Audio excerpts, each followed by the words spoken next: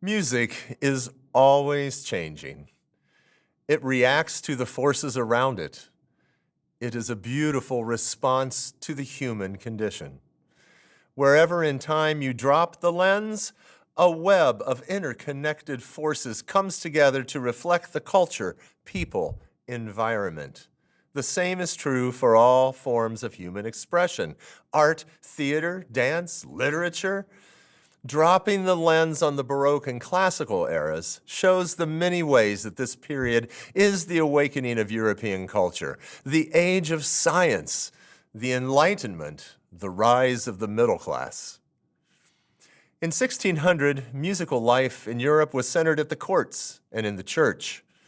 In 1517, 500 years ago, the thesis of Martin Luther created a schism within the Catholic Church, and the Catholic and Protestant churches developed separate musical traditions.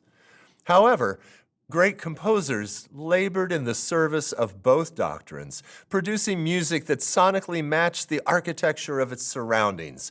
Secular life at the courts of the affluent included many invited guests, as well as musicians, artists, architects, poets, and philosophers who provided divertisement and enriched the intellectual life.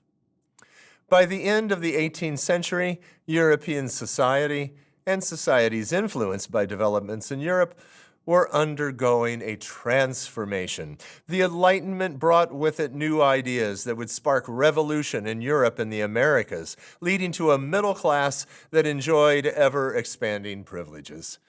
These changes were accomplished by changes in musical and artistic styles, as the middle class now demanded to be entertained as well.